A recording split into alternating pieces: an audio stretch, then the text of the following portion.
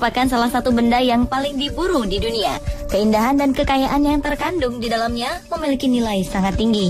Logam mulia ini menjadi komoditi berharga yang sudah sejak lama selalu diagungkan. Karena faktanya kita tidak bisa mendapatkan emas begitu saja. Hanya kawasan-kawasan tertentu di dunia yang dianugerahi kekayaan sumber emas dan untuk mendapatkannya pun dibutuhkan proses. Pemirsa, malam ini On The Spot memilih 7 gunung emas di dunia yang menghasilkan logam mulai dengan nilai rupiah tak terhingga. Berikut daftarnya.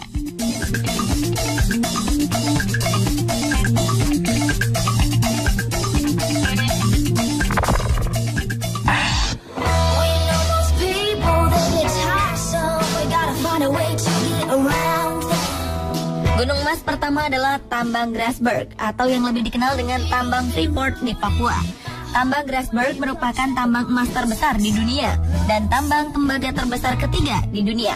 Operator yang menangani tambang ini adalah PT Freeport Indonesia yang merupakan anak perusahaan dari Freeport McMoran Copper and Gold yang berbasis di Amerika Serikat. Mereka menguasai sebagian besar saham, sementara pemerintah Indonesia hanya memiliki kurang dari 10% saham, yakni 9,1%. 2013 lalu, Freeport menginvestasikan dana sebesar 35,7 triliun rupiah untuk 5 tahun ke depan. Dalam per tahunnya, mereka mengeluarkan biaya rata-rata sekitar 7,15 triliun rupiah. Mereka menargetkan bisa memproduksi sekitar 240 ribu ton biji setiap harinya. Pada periode 3 bulan pertama atau kuartal 1 tahun 2013, Freeport menjual emas sebanyak 6,15 ton emas. Jumlah ini menurun dari penjualan emas dalam periode yang sama jika dibandingkan dengan periode yang sama pada tahun sebelumnya yang mampu menjual 8,3 ton emas. Total pada 2012, Freeport mampu menjual emas dari tambang Grasberg sebesar 28,5 ton. 2013 lalu, tambang ini ditargetkan bisa menghasilkan 38 ton emas dalam setahun. Namun, karena tambang ini sempat ambruk pada Mei 2013 dan butuh beberapa bulan untuk melakukan pembenahan, target ini urung tercapai. Meski begitu, predikat tambang Grasberg sebagai gunung emas terbesar tak terelakkan. Diperkirakan cadangan emas milik PT Freeport Indonesia di Papua saat ini mencapai sekitar 1.899 ton emas. Dan cadangan tambang emas ini rencananya bakal digarap hingga 2042.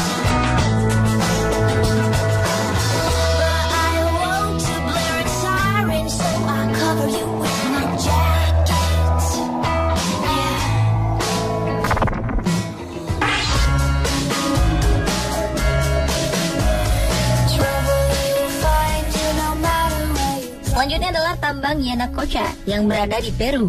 Berlokasi di pegunungan Andes, Yanacocha merupakan tambang emas terbesar kedua di dunia. Berlokasi di pegunungan Andes, Yanacocha merupakan tambang emas terbesar kedua di dunia dan terbesar di Amerika Latin. Sejak dibuka pada 1993, ada 3 lahan tambang aktif di Yanacocha. Sejak 1993 hingga 2012, tambang ini sudah memproduksi lebih dari 808 ton emas. Yanacocha dimiliki dan dioperasikan oleh produsen emas yang berbasis di Colorado, yaitu Newmont Mining. Mereka menguasai 51,35% kepemilikan dan sisanya dikuasai Compañía de Minas Buenaventura. Pada 2012, Yanacocha memproduksi 40 ton emas. Pada 31 Desember 2012, mereka memiliki aset yang terdiri dari 93 ton cadangan emas. Keberadaan tambang ini sempat mendapat protes dari penduduk Peru. Mereka menuntut salah satu proyek mereka dihentikan. Tuntutan ini merupakan respons atas rencana Newmont yang akan mengeringkan 3 danau di kawasan Cajamarca.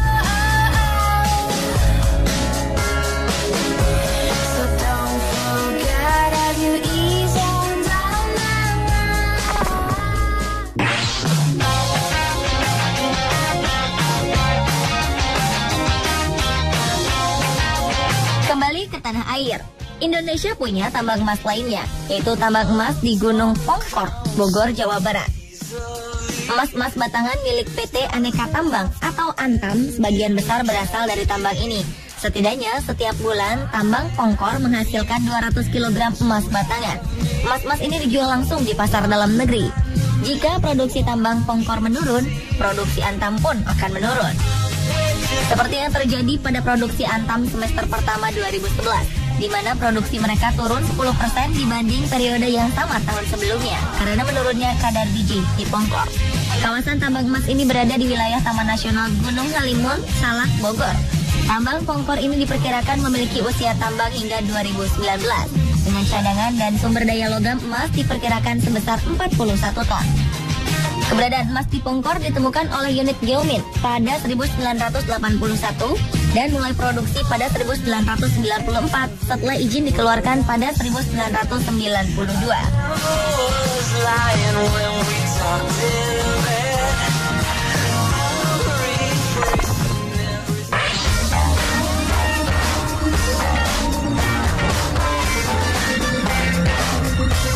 Selain Grasberg dan Pongkor, tambang emas berikutnya terletak di Gunung Paning, Kabupaten Pohuwato, Provinsi Gorontalo.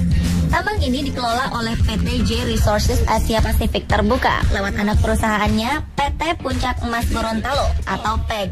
Mereka bekerja sama dengan Koperasi Unit Desa Dharma Tani Marisa terkait penganggaran lahan tambang seluas 100 hektar tanah milik KUD yang lokasinya berada di tengah-tengah lahan tambang milik PEG seluas 7.000 hektar di Gunung Paning. Pengembangan tambang selanjutnya dilakukan oleh dua anak perusahaan J Resources lainnya. PT Gorontalo Sejahtera Mining mengelola 7.000 hektar milik PEG dan perusahaan patungan atau joint venture antara PEG dan KUD menggarap 100 hektar milik KUD. Pada kuartal pertama tahun 2014, J Resources berhasil memproduksi emas 1,3 ton emas atau 63% dari jumlah produksi 2013. Tahun ini mereka menargetkan bisa memproduksi 6,5 ton emas.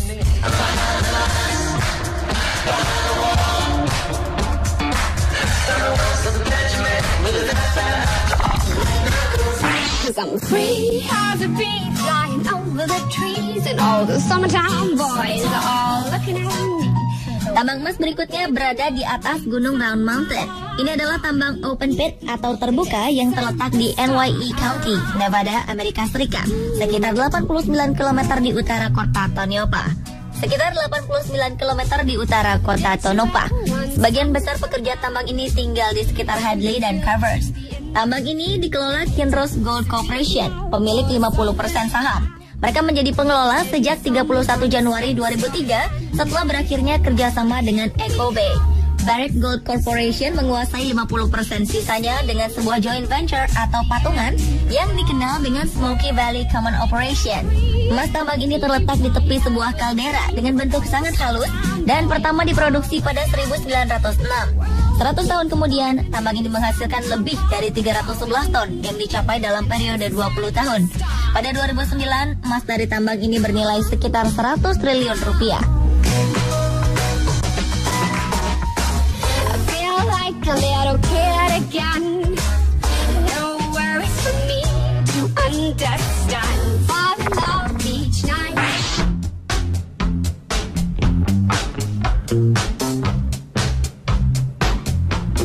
Negara bagian Nevada masih punya tambang lainnya, yaitu tambang Cortez. Tambang ini tercatat sebagai salah satu yang terbesar di dunia. Tambang di pegunungan Cortez ini dikelola oleh Barrick Gold Corporation. Tambang terbuka dan juga bawah tanah ini mulai dioperasikan pada 1862 dengan tembaga sebagai produk utama pada era 1930-an hingga 1940-an. Tambang emas baru dibuka pada 1968 dan dihentikan produksinya pada 1976. Tambang emas kembali dibuka pada awal 1980-an. Pada periode 1998 hingga 2005, tambang ini menghasilkan lebih dari 31 ton emas per tahunnya. Pada kuartal pertama 2013, Cortez menghasilkan 10 ton emas. Bedanya, emas hasil tambang ini dinilai memiliki kadar lebih tinggi, sehingga dihargai lebih mahal. Dengan potensi emas yang menjanjikan, berbagai fasilitas dibangun untuk mengembangkan tambang ini. Tambang Cortez diperkirakan akan hidup hingga 2025.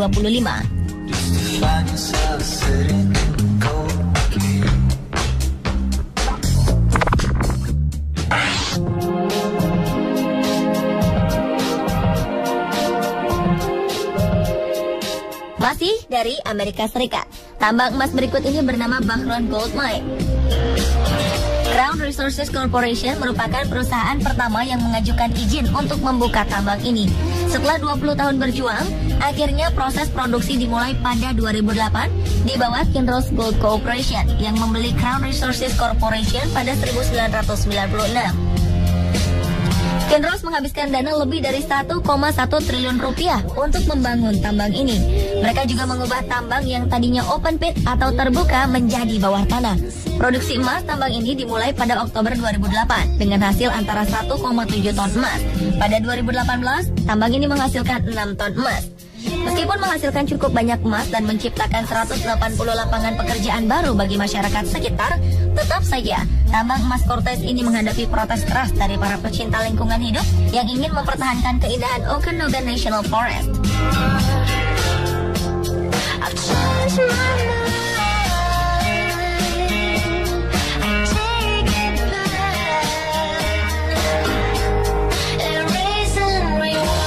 Pemirsa, itulah tadi 7 gunung emas di dunia versi on the spot.